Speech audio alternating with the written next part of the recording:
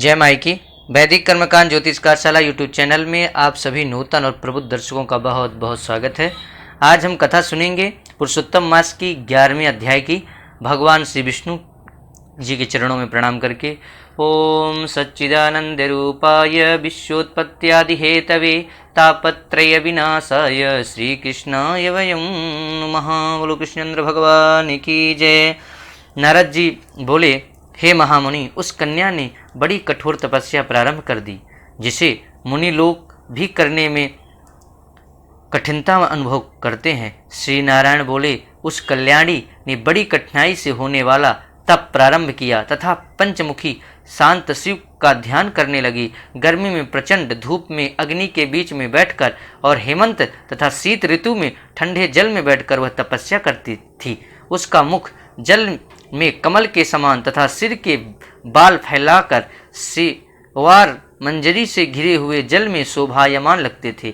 वह वाला वर्षा ऋतु में खुले मैदान में वर्षा के जल को अपने शरीर पर लेती थी।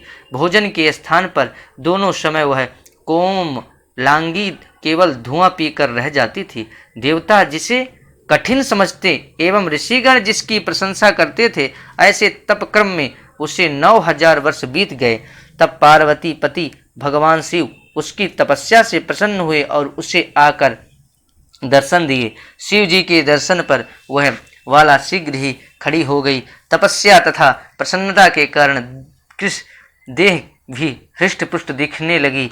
उस बाला ने सिर झुकाकर भगवान शिव जी को प्रणाम किया। संसार पूज्य भगवान शिव जी का मानसिक पूजन किया तथा भक्तिपूर्वक इस प्रकार प्रस्तुति करने लगी, हे पार्वतीनाथ, आपको नमस्कार है।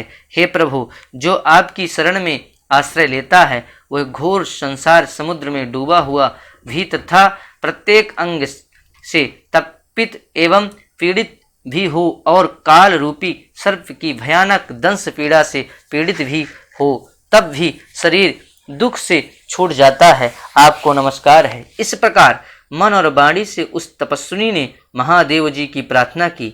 उसकी प्रार्थना को सुनकर तथा उग्र तप से प्रसन्न हुए भगवान शिव जी बोले, हे भद्र तपस्विनी, तुम दुखी मत हो। जो भी तुम्हारी मनोकामना हो वह हमसे मांग लो, मैं तुमसे प्रसन्न हूँ।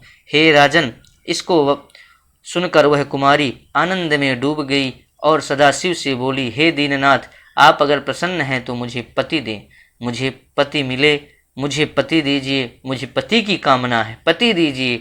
तब उस बाला से शिव जी बोले, हे मुनि कन्ये, तुमने मेरे सामने अपने मुख से 5 बार पति शब्द कहा है, इसलिए तेरे 5 पति होंगे और वो सूरवीर, धर्मों के ज्ञाता, साधु एवं सन्यासियों के समान रहने वाले, सत्यवादी, पराक्रमी, यज्ञकर्ता, गुणों के कारण प्रसिद्ध, इंद्रियों को बस में रखने वाले राजा होंगे।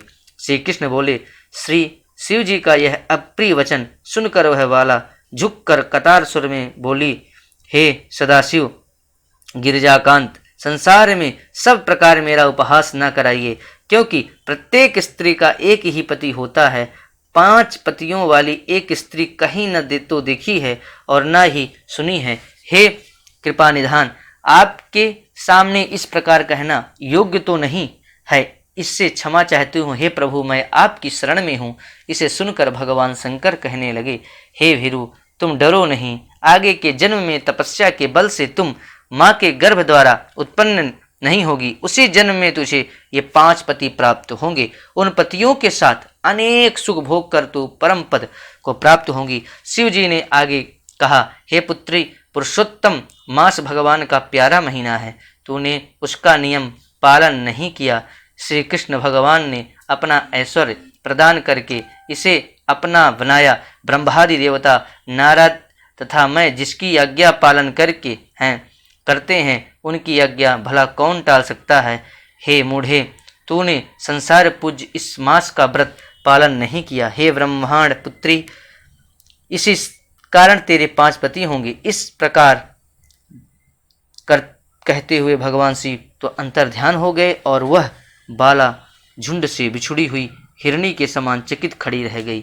इस तरह करके पुरुषोत्तम मास का यह शिववाक्य नाम का 11 अध्याय की कथा संपूर्ण हुई। बोलो शंकर भगवान की जय, पुरुषोत्तम भगवान की जय। कथा आपको बहुत उत्तम लगी होगी, लाइक करें, अधिक से अधिक शेयर करें, पेज को फॉलो करें और वीडियो देखने सुनने के लिए आप सभी का बहुत बहुत धन्यवाद।